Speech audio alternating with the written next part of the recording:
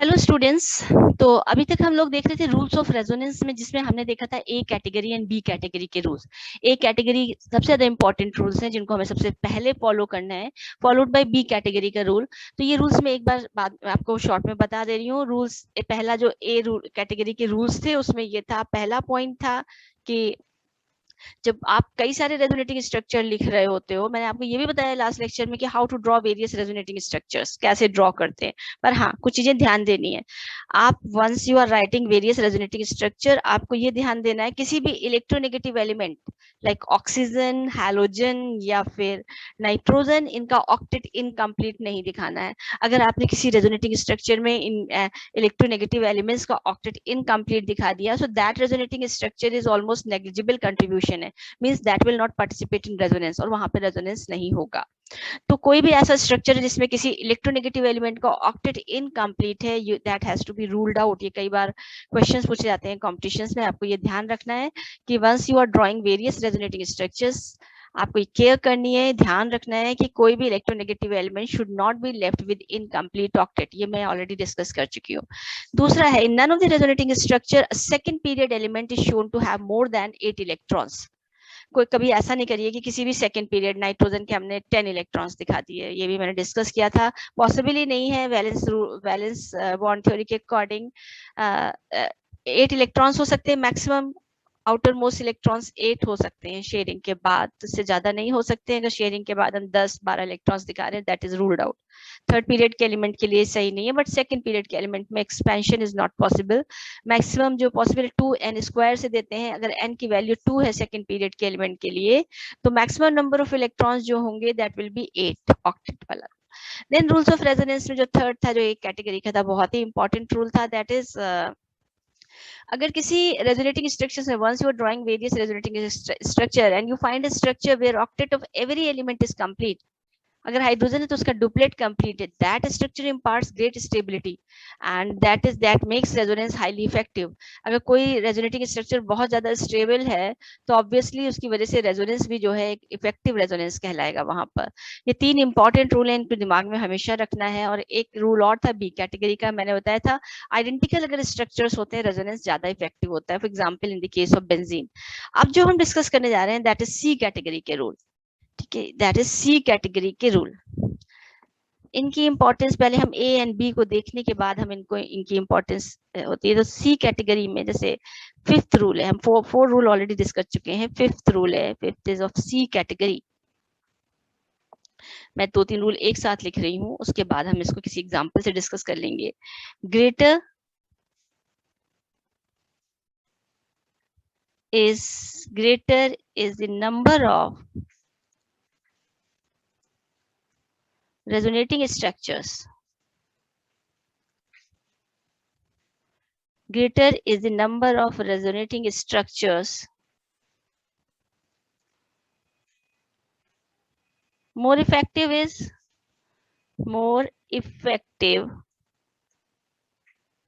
is resonance।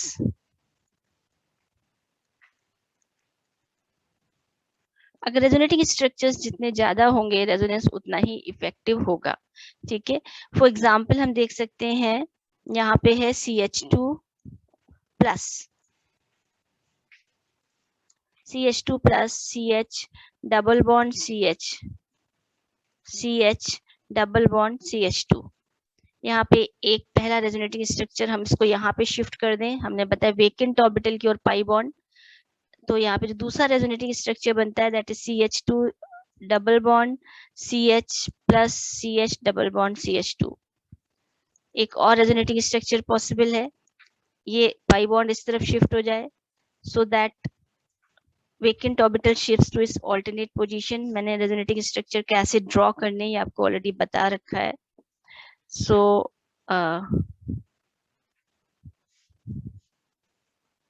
CH2 double bond, sorry मैंने यहाँ पे गलत ड्रॉ कर दिया, आई एम वेरी सॉरी।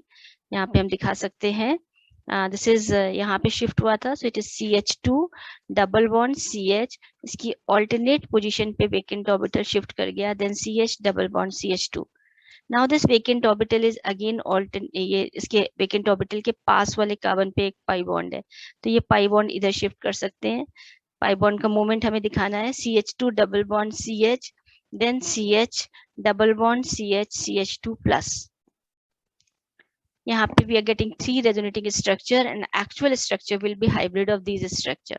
तो अगर हम इसका hybrid draw करते हैं, then जो hybrid आएगा, this will be CH2 CH, देखिए 1 2 3 4 5। तो पहले हम पांचों carbon along with sigma bond draw कर लेते हैं, 1 2 3 4 5।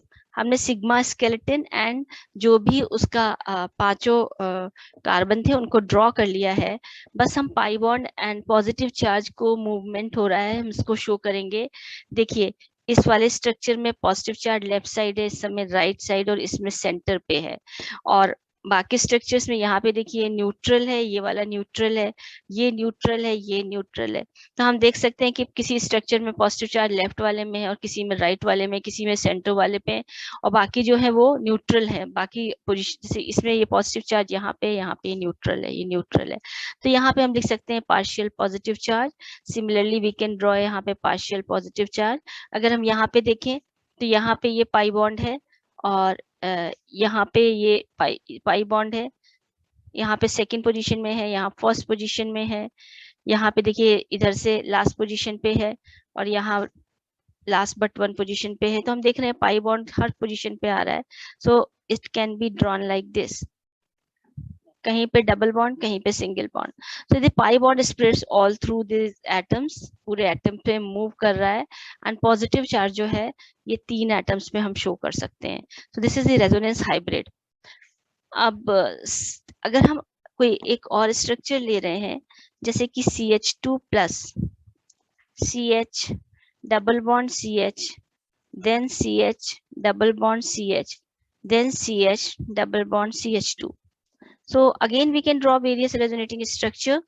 इसमें जो दूसरा resonating structure हो सकता है that is CH2 double bond CH, vacant orbital comes to its alternate position, इस position पे आ जाएगा vacant orbital। बाकी structure वैसे ही लिखेंगे, CH double bond CH, CH double bond CH2, ये हो गया। इसके बाद जो नेक्स्ट स्ट्रक्चर जो हम ड्रॉ करेंगे दैट विल बी, हम इस तरीके से ड्रॉ कर सकते हैं, so that again vacant orbital shifts to pi bond अपनी इधर आ जाएगा, और वेकेंट ऑर्बिटल शिफ्ट्स टू इस ऑल्टरनेट पोजीशन।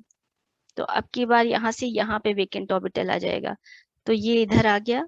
देन CH, यहाँ पर CH डबल बॉन्ड CH2, 1 2 3 4 5 6 7, 1 2 3 4 5 6 7, 1 2 3 4 5 6 7। अब अगेन वेकेंट ऑर्बिटल, अभी फिर वेकेंट ऑर्बिटल के पास वाले पे पाई बॉन्ड है, तो पाई बॉन्ड इधर शिफ्ट दिखा सकते हैं हम। So next structure will be CH2 double bond CH, then CH double bond CH, then CH double bond CH and CH2 plus. So these are various resonating structure which can be drawn for this structure. तो ये सारे resonating structure, actual structure इन सबका hybrid होगा। hybrid में हम draw कर सकते हैं, हमने 7 कार्बन draw किए, CH2 CH CH CH 1 2 3 4 5 6 7, ये तो सभी में है, कॉमन है। Sigma skeleton and carbon hydrogen सारे कॉमन है, कोई एटम अपनी जगह से नहीं हटता है रेजोनेटिंग स्ट्रक्चर्स में, सारे आप ऐसे ही ड्रॉ कर सकते हैं। बट जो शिफ्टिंग हो रही है वो वेकेंट ऑर्बिटल और पाई बॉन्ड की। सो पाई बॉन्ड देखिए कभी फर्स्ट पोजीशन में है, कभी पाई बॉन्ड आप देखेंगे कि यहाँ ये फर्स्ट पोजीशन में था, एंड इसके बाद ये यहाँ पे शिफ्ट कर गया, इधर आ गया। तो पाई बॉन्ड शिफ्ट्स टू, एक सेकेंड, ये था हमारा, सॉरी, इसमें ये सेकंड पोजीशन पे था फर्स्ट वाले स्ट्रक्चर में, देन इसमें फर्स्ट पे आया, और यहाँ पे देखिए ये सेकंड में था, फिर इसके बाद ये थर्ड पर भी आ गया है, थर्ड पोजीशन पर आ गया है यहाँ पर।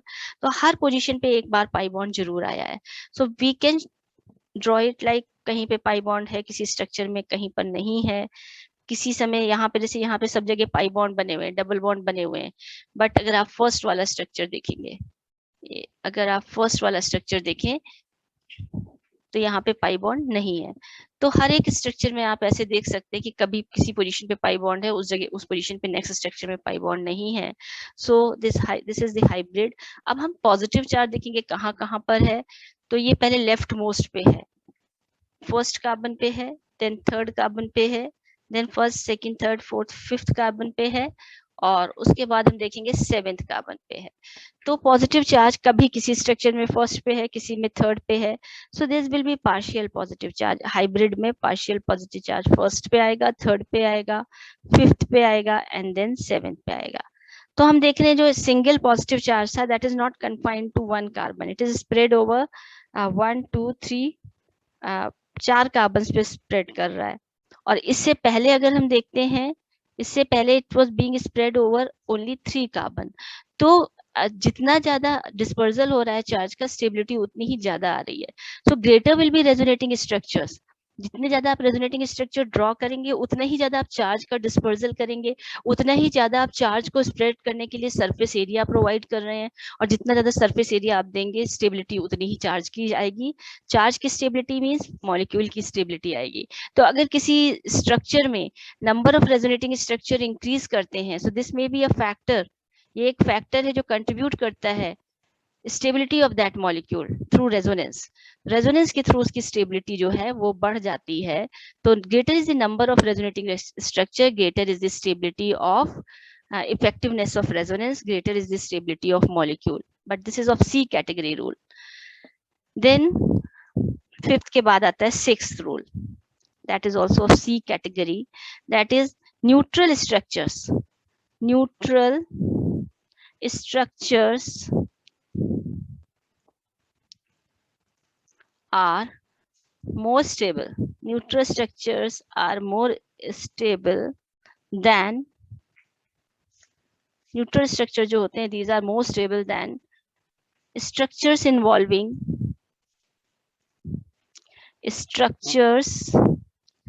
involving charge separation. Structures involving charge separation. तो अगर हम देखें कि ऐसा है कि अगर कोई दो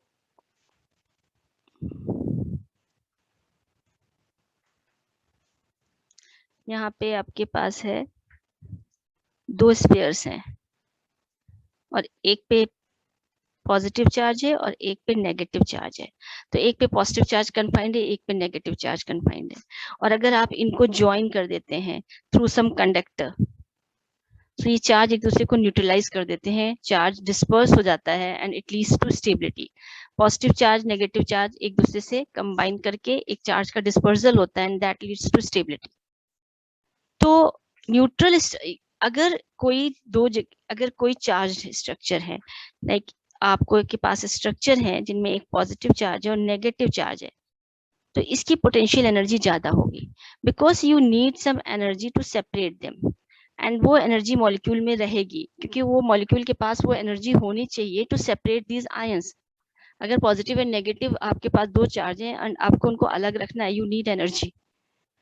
तो न्यूट्रल स्ट्रक्चर जो होते हैं जहाँ पे चार्ज ऑलरेडी डिस्पर्स हो चुका होता है, वो पॉजिटिव एंड नेगेटिव एक दूसरे को न्यूट्रलाइज कर चुके होते हैं, उन स्ट्रक्चर में एनर्जी कम चाहिए होती है, उनकी पोटेंशियल एनर्जी कम होती है। एंड वो स्ट्रक्चर जिनमें positive and negative charge are held at a particular position, those structures की जो पोटेंशियल एनर्जी है वो ज्यादा होती है, because structure demand some energy to separate, to keep them separated. ठीक है, तो जहां भी चार्ज स्ट्रक्चर्स हैं they will have lesser contribution than neutral structures. तो न्यूट्रल स्ट्रक्चर से हम इसका एग्जांपल ले सकते हैं, लाइक हमारे पास है न्यूट्रल स्ट्रक्चर में CH2 positive and NH2 NH negative. CH2 positive में कार्बन पे अगर आप देखेंगे तो कोई, यहाँ पे मैं एक बार दिखा रही हूँ, नाइट्रोजन पे नेगेटिव है, तो नाइट्रोजन में एक नेगेटिव चार्ज है। नेगेटिव चार्ज का मतलब है नाइट्रोजन में 5 वैलेंस इलेक्ट्रॉन होते हैं, फिफ्थ ग्रुप का एलिमेंट है, 15 में से 10 माइनस कर दिए, फिफ्थ ग्रुप का एलिमेंट है। 5 वैलेंस इलेक्ट्रॉन होते हैं। इसने अपना दो इलेक्ट्रॉन शेयर कर सके हैं, एक कार्बन के साथ और एक हाइड्रोजन के साथ। तो इसके आउट ऑफ 5 इलेक्ट्रॉन कितने शेयर हो गए हैं? 2 इलेक्ट्रॉन शेयर हो गए हैं। तो इसके पास 3 इलेक्ट्रॉन्स होने चाहिए अभी सरप्लस, और एक नेगेटिव चार्ज है, इसका मतलब एक इलेक्ट्रॉन एक्स्ट्रा है। इसका मतलब इसके पास 4 इलेक्ट्रॉन एक्स्ट्रा होने चाहिए वैलेंस शेल में। 4 इलेक्ट्रॉन्स मींस 2 लोन पेयर। और कार्बन पे कोई पॉजिटिव चार्ज है, कार्बन की वैलेंसी होती है 4। पॉजिटिव चार्ज होने का मतलब है इसके वैलेंस इलेक्ट्रॉन में 4 वैलेंस इलेक्ट्रॉन में से एक इलेक्ट्रॉन कम कर दिया, 3 वैलेंस इलेक्ट्रॉन है, और इसने 3 शेयर कर रखे हैं, 2 हाइड्रोजन के साथ, एक नाइट्रोजन के साथ। तो इसके पास जो वैलेंस इलेक्ट्रॉन है वो 6 वैलेंस इलेक्ट्रॉन है। 6 वैलेंस इलेक्ट्रॉन का मतलब हो गया इसका जो ऑक्टेट है वो इनकम्प्लीट है। ऑक्टेट इनकम्प्लीट मतलब 8 इलेक्ट्रॉन रह सकते हैं, केवल 6 हैं। तो एक ऑर्बिटल क्या है? वेकेंट है। तो यहाँ पे है vacant orbital, there is vacant orbital है, एंड इसके पास वाले एटम पे क्या है? Lone pair. So lone pair of electron जो है, लोन पेयर ऑफ इलेक्ट्रॉन और वेकेंट ऑर्बिटल अगर एडजेसेंट एटम पे होते हैं तो वहां पे रेजोनेंस होता है, and we can draw resonating structure. हम दूसरा रेजोनेटिंग स्ट्रक्चर इसका ड्रॉ कर सकते हैं, like CH2 double bond NH। और अब अगर हम यहाँ पे एक लोन पेयर अभी नाइट्रोजन पे बचा है, अगर अब हम इस पे फॉर्मल चार्ज निकालें तो 0 आएगा कार्बन पे। आप फॉर्मल चार्ज निकालना जानते हैं, आप फॉर्मल चार्ज का मेरा वीडियो देख सकते हैं कि कार्बन में एक्सपेक्टेड जो है 4 वैलेंस इलेक्ट्रॉन होते हैं। अगर उसे न्यूट्रल है तो उसमें 4 वैलेंस इलेक्ट्रॉन होने चाहिए, और हम यहाँ पे देखें इसने 2 हाइड्रोजन के साथ शेयर किया और 2 नाइट्रोजन के साथ। तो इसका मतलब इसमें कोई चार्ज नहीं है। नाइट्रोजन में जो एक्सपेक्टेड वैलेंस इलेक्ट्रॉन्स है वो 5 है। आप देखिए इसने 3 शेयरिंग कर रखी है और एक लोन पेयर हमें दिख रहा है, तो ये जो फॉर्मल चार्ज दोनों पे है 0 है। सो राइट वाला जो स्ट्रक्चर है दैट इज न्यूट्रल स्ट्रक्चर। ठीक है, राइट वाला स्ट्रक्चर न्यूट्रल स्ट्रक्चर है, और लेफ्ट वाला में एक पॉजिटिव चार्ज और एक नेगेटिव चार्ज है। और अगर ये रेजोनेटिंग स्ट्रक्चर को सर्वाइव करना है, then this molecule will have sufficient potential energy to separate these 2 ions. And that's why ये लेफ्ट वाले की पोटेंशियल एनर्जी ज्यादा होगी, राइट वाले की पोटेंशियल एनर्जी कम होगी। जितनी ज्यादा पोटेंशियल एनर्जी होगी, स्टेबिलिटी उतनी ही कम होगी और उसका कंट्रीब्यूशन उतना ही कम होगा। तो ये दो there is resonance, but right वाले का जो कंट्रीब्यूशन है वो लेफ्ट वाले के कंपैरिजन में बहुत ज्यादा है। So neutral structures are more stable than structures involving charge separation. ये भी 6th रूल था सी कैटेगरी का। Then 7th rule. 7th rule again ये सी कैटेगरी का रूल है।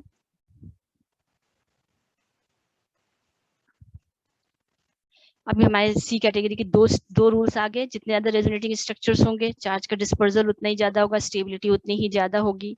एंड जो दूसरा है वो है कि अगर charge structure and neutral structure दो स्ट्रक्चर, तो न्यूट्रल स्ट्रक्चर का जो कंट्रीब्यूशन है वो ज्यादा होता है, वो ज्यादा स्टेबिलिटी प्रोवाइड करता है एंड रेजोनेंस में ज्यादा कंट्रीब्यूट करता है हाइब्रिड के लिए।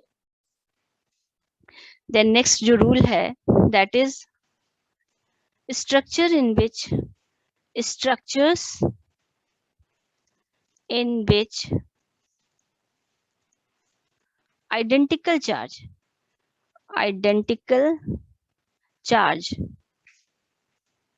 lies on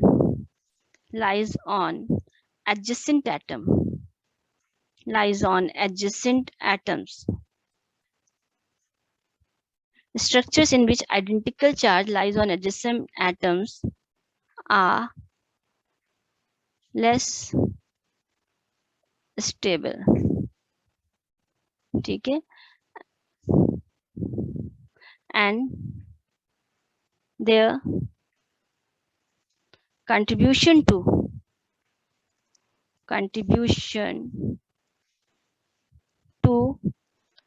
hybrid is negligible.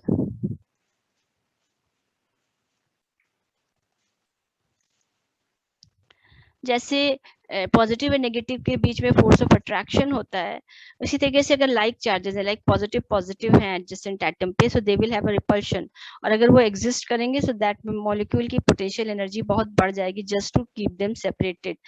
Sorry, वो जस्ट टू सेपरेट तो रहेंगे ही, उनको उस पोजीशन पे इंटैक्ट करने के लिए कि वो दूर ना चले जाएं या मॉलिक्यूल टूट ना जाए, that will have a higher potential energy, उस मॉलिक्यूल की पोटेंशियल एनर्जी बहुत बढ़ जाएगी और उसका कंट्रीब्यूशन बहुत कम हो जाएगा।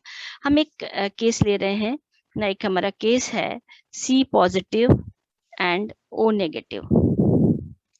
वो नेगेटिव है कार्बन, यहाँ पे तो वेकेंट ऑर्बिटल हम ऑलरेडी देख चुके हैं। ऑक्सीजन पे नेगेटिव मतलब इसमें वैलेंस इलेक्ट्रॉन 6 होते हैं, वैसे 7 हो गए, एक नेगेटिव होने का मतलब है, और उसने एक इलेक्ट्रॉन शेयर कर रखा है, तो 6 इलेक्ट्रॉन्स अभी बचे हैं। तो यहाँ पे 3 लोन पेयर है, 3 में एक लोन पेयर इन्वॉल्व होगा जो कि पैरेलल होगा इसके वेकेंट ऑर्बिटल के, और यहाँ पर ये बन जाएगा C double bond O, that will be resonate, दूसरा रेजोनेटिंग स्ट्रक्चर। अब अगर हम फॉर्मल चार्ज कैलकुलेट करेंगे, कार्बन में 4 एक्सपेक्टेड है और 4 ही शेयरिंग के इलेक्ट्रॉन दिख रहे हैं, तो 0 होगा। ऑक्सीजन में एक्सपेक्टेड इलेक्ट्रॉन जो है वैलेंस इलेक्ट्रॉन 6 होते हैं, और हम यहाँ देखें 2 लोन पेयर और 2 शेयरिंग के, तो 6 ही हैं, तो फॉर्मल चार्ज 0 है। तो यहाँ पर अगर हम देखेंगे तो ऑब्वियसली सेकेंड वाले का कंट्रीब्यूशन काफी ज्यादा होगा in comparison to first one, क्योंकि सेकेंड वाला आराम से बता सकते हैं कि फर्स्ट वाले के कंपैरिजन में सेकंड में पहली तो चीज है जो सेकंड वाला इसलिए ज्यादा होगा क्योंकि पहली चीज ये न्यूट्रल है। न्यूट्रल मतलब इसमें चार्ज सेपरेशन के लिए कोई जगह नहीं, कोई चार्ज सेपरेशन की रिक्वायरमेंट नहीं है, न्यूट्रल स्ट्रक्चर है। Second, greater number of bond, अभी ये पॉइंट अभी नेक्स्ट उसमें डिस्कस करूंगी, ग्रेटर नंबर ऑफ बॉन्ड्स, ये अभी मैं डिस्कस करूंगी, क्लियर करूंगी कि ग्रेटर नंबर ऑफ बॉन्ड्स, ये 8th रूल है C कैटेगरी का। एंड थर्ड जो है, इसमें octet of every element is complete, octet of every element is complete, ये तो सबसे इंपॉर्टेंट रूल है, ये A कैटेगरी का रूल है। आप यहाँ देखिए, यहाँ पे ऑक्टेट कंप्लीट नहीं है, 2 2 4 2 6 इलेक्ट्रॉन्स दिख रहे हैं, और यहाँ पे देखेंगे 2 4 6 8 शेयरिंग के बाद। तो ये 3 कैटेगरी से जो राइट वाला है ये बहुत ज्यादा स्टेबल है, एंड C डबल बॉन्ड के 2 रेजोनेटिंग स्ट्रक्चर है जिसमें लेफ्ट वाले का कंट्रीब्यूशन काफी कम होगा in comparison to right one. अब हम एक और चीज कर रहे हैं कि अगर सिमिलरली हमारे पास 2 C डबल बॉन्ड है एडजेसेंट पोजीशन पे, तो इसका हम एक resonating structure, we can draw various resonating structure, but हम एक ये भी ड्रॉ कर सकते हैं, एक स्ट्रक्चर हम ऐसा भी ड्रॉ कर सकते हैं जैसे कि अभी हमने ड्रॉ किया था apart from other resonating structures.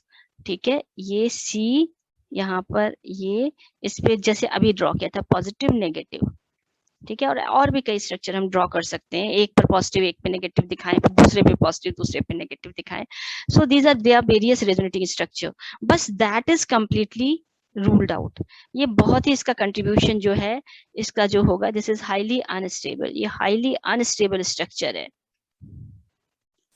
Highly, this structure is highly unstable,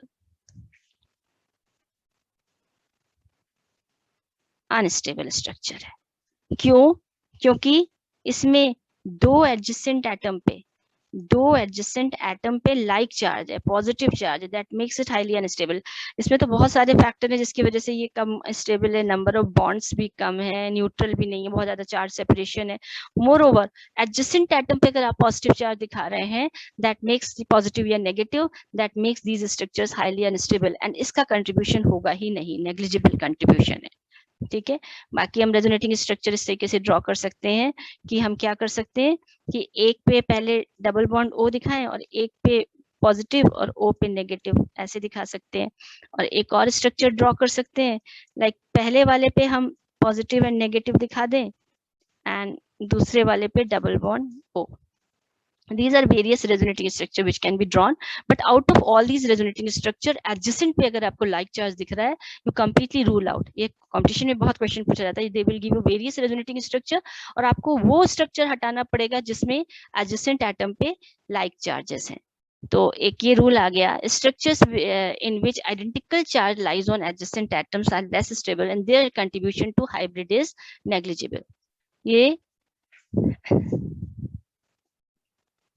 C category का रूल है। तो बच्चों अभी तक हमने जो देखा, ये सी कैटेगरी के हमने इतने रूल्स देख लिए, that is 5th, 6th and 7 rule देख लिया। एक रूल मैं और बता रही हूँ, उसके बाद हम कंटिन्यू करेंगे अपने नेक्स्ट वीडियो में, जहां मैं 2-3 रूल्स और बचे हैं उनको डिस्कस करूंगी। तो 8th जो रूल है सी कैटेगरी का, that is greater is number of bonds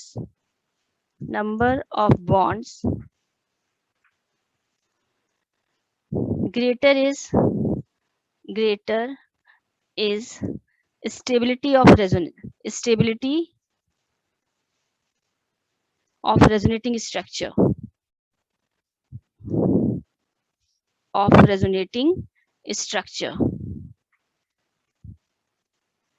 तो अगर नंबर ऑफ बॉन्ड्स बहुत ज्यादा हो जाएंगे तो स्ट्रक्चर की स्टेबिलिटी भी उतनी ही ज्यादा हो जाएगी। जैसे कि हम ये सोचें कि दो एलिमेंट हैं ए एंड बी, सॉरी एक मैं इसके बारे में ऐसे ही बता रही हूँ कि हमने कार्बन ही ले लेते हैं। कार्बन है और कार्बन की यहाँ पे 3 वैलेंसी है और यहाँ भी 3 वैलेंसी है, और इस पे पॉजिटिव चार्ज है, वेकेंट ऑर्बिटल है, और इस पे लोन पेयर है, और इसकी वजह से इस पे नेगेटिव चार्ज है। तो अब इसके बाद अगर ये दोनों आपस में इलेक्ट्रॉन शेयर कर लेते हैं, ये अपना लोन पेयर यहाँ पे शेयर करके एक कोवेलेंट बॉन्ड बना देता है। Coordinate bond once formed behaves like a covalent bond. तो अगर यहाँ पे बना दिया तो ये स्ट्रक्चर काफी स्टेबल हो जाएगा। होता क्या है बॉन्ड फॉर्मेशन में? बॉन्ड फॉर्मेशन में जब बॉन्ड बनता है तो इलेक्ट्रॉन चार्ज का डिस्पर्सल होता है, चार्ज डिस्पर्स होते हैं in the form of bond. पहले एक तरफ वेकेंट ऑर्बिटल था और दूसरी तरफ लोन पेयर था, नेगेटिव चार्ज था। एक तरफ पॉजिटिव चार्ज था, एक तरफ नेगेटिव चार्ज था। जब वो दोनों कंबाइन कर गए तो पॉजिटिव चार्ज जिसपे था उसका पॉजिटिव चार्ज चला गया, जिसपे नेगेटिव था उसपे नेगेटिव चार्ज चला गया। That is dispersal of charge, that leads to stability. So whenever a bond is formed, that leads to stability. हमेशा ध्यान रखना, जब भी बॉन्ड बनेगा तो स्टेबिलिटी आएगी, और जिसमें जितने ज्यादा बॉन्ड होंगे स्टेबिलिटी उतनी ही ज्यादा आएगी। तो आउट ऑफ दीज 2 स्ट्रक्चर्स में 2 रेजोनेटिंग स्ट्रक्चर्स हैं, इसमें जो है इसकी स्टेबिलिटी बहुत ज्यादा है। तो अभी जैसे हमने ये डिस्कस किया था कि C पॉजिटिव O नेगेटिव, और इसका जो दूसरा रेजोनेटिंग स्ट्रक्चर है that is C double bond O। तो इस स्ट्रक्चर में एक तो ये न्यूट्रल है, दूसरे इसमें ऑक्टेट ऑफ हर एलिमेंट का कंप्लीट है, और दूसरे नंबर ऑफ बॉन्ड्स भी ज्यादा है, क्योंकि हर एक बॉन्ड के बनने में स्टेबिलिटी आती है। जब भी कोई बॉन्ड बनता है चार्ज का डिस्पर्सल होता है, that leads to stability. 2 p orbital sigma bond बनने में तो बहुत ही ज्यादा एनर्जी रिलीज होती है, बहुत ही स्टेबिलिटी आती है। पाई में भी लेटरल ओवरलैपिंग हो रही है, पर हो क्या रहा है, दोनों ही अपने इलेक्ट्रॉन्स को शेयर कर रहे हैं। That is dispersal of electrons या dispersal of charge, that leads to stability. तो जितने ज्यादा बॉन्ड्स बनेंगे स्टेबिलिटी सिस्टम में उतनी ही ज्यादा आएगी। सो जैसे C पॉजिटिव है O नेगेटिव है, देन यहाँ पे C डबल बॉन्ड O। तो ये जो सेकंड स्ट्रक्चर है that is much more stable than in comparison to first. Octet हर एलिमेंट का कंप्लीट है, नंबर ऑफ बॉन्ड्स भी ज्यादा है, as well as charge separation नहीं है। चार्ज सेपरेशन की वजह से मॉलिक्यूल की एनर्जी बढ़ जाती है और उसका कंट्रीब्यूशन कम हो जाता है टुवर्ड्स हाइब्रिड। तो ये था 8th रूल था C कैटेगरी का। तो आज मैंने रेजोनेंस के इतने रूल्स डिस्कस किए हैं। अब लास्ट में बस कुछ रूल्स और बच जाएंगे, एंड उसके साथ साथ हम कुछ प्रैक्टिस क्वेश्चंस करेंगे रेजोनेंस पर। तो आज के लिए मैं मीटिंग एंड कर रही हूँ। Thank you very much.